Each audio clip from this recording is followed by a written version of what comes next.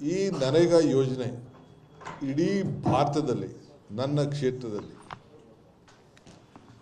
ಅತಿ ಹೆಚ್ಚು ನರೇಗಾವನ್ನು ಪ್ರಯೋಗ ಮಾಡಿದಂಥ ಅದೊಂದು ತಾಲೂಕು. ಇಲ್ಲೇನೋ ಭಾಳ ದೊಡ್ಡ ಅವ್ಯವಹಾರ ನಡೆದಿದೆ ಅಂಥೇಳಿ ಕೇಂದ್ರ ಸರ್ಕಾರದ ಟೀಮು, BJP ಟೀಮು ತನಿಖೆ ಮಾಡಿದ್ರು.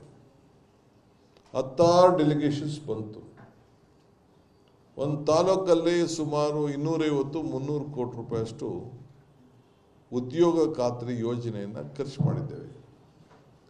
ಸುಮಾರು 50,000ಕ್ಕೂ ಹೆಚ್ಚು ದನಿನ ಕೊಟ್ಟಿಗೆ ಕಟ್ಟಿದ್ದೇವೆ. ಜಮೀನುಗಳನ್ನು ಮಠ ಮಾಡಿಕೊಂಡಿದ್ದೇವೆ. ಕೃಷಿ ಹೊಂಡಗಳನ್ನು ಕಟ್ಟಿದ್ದೇವೆ.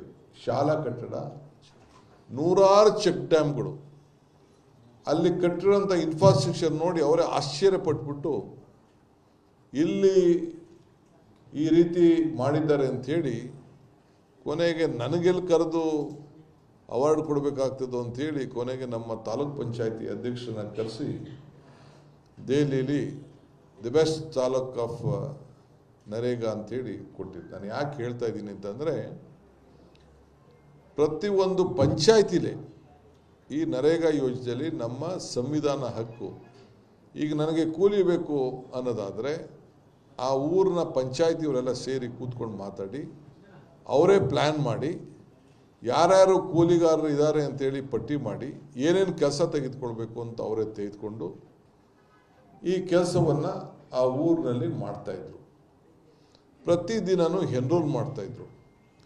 ಇನ್ಫ್ರಾಸ್ಟ್ರಕ್ಚರ್ ಕ್ರಿಯೇಟ್ ಮಾಡಬೇಕಾದ್ರೆ ಅದಕ್ಕೊಂದು 75%, 25% ಇತ್ತು. ಮಿಕ್ಕಿದು 10% ರಾಜ್ಯ ಸರ್ಕಾರ, 90% ಕೇಂದ್ರ ಸರ್ಕಾರ.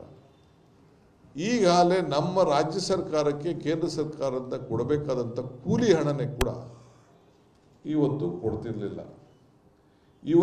ಇವತ್ತು ಮಹಾತ್ಮ ಗಾಂಧೀಜಿಯವರ ಹೆಸರಿನಲ್ಲಿ ಈ ಉದ್ಯೋಗ ಖಾತ್ರಿ ಯೋಜನೆಯ ಹೆಸರನ್ನು ಬದಲಾವಣೆ ಮಾಡಿ ಸ್ವರೂಪ ತೆಗೆದಿದ್ದಾರೆ. 60-40 ಸ್ಕೀಮ್ ಏನು ಮಾಡಿದ್ದಾರೆ. ಇದ್ರ ಒಂದು ಅರ್ಥ ಟು ಕಿಲ್ ದಿಸ್ ಪ್ರೋಗ್ರಾಮ್. ಈ ಕಾರ್ಯಕ್ರಮವನ್ನು ಕೊಲೆ ಮಾಡಲಿಕ್ಕೆ ಮಹಾತ್ಮ ಗಾಂಧೀಜಿಯವರ ಹೆಸರಿನಲ್ಲಿ ಇರೋಂಥ ಉದ್ಯೋಗ ಖಾತ್ರಿ ಯೋಜನೆಯ ಕಾರ್ಯಕ್ರಮವನ್ನು ಕೊಲೆ ಮಾಡಲಿಕ್ಕೆ ಈ ಒಂದು ಹೊಸ ಬಿಲ್ಲನ್ನು ತೆಗೆದುಕೊಂಡು ಬಂದಿದ್ದಾರೆ. ಇದು ಇಡೀ ದೇಶದ ಪ್ರಜಾಪ್ರಭುತ್ವದ ವ್ಯವಸ್ಥೆಯ ಎಲ್ಲ ಪ್ರತಿನಿಧಿಗಳಿಗೆ ಇದು ಶಾಕಿಂಗ್. ಈ ರೀತಿ BJP ಸರ್ಕಾರ ಮಾಡಿರೋಂಥ ಒಂದು ಕಾರ್ಯಕ್ರಮದಿಂದ, ತೀರ್ಮಾನದಿಂದ this is the beginning of the end ಅನಿಸ್ತಾ ಇದ್ದು ನನಗೆ.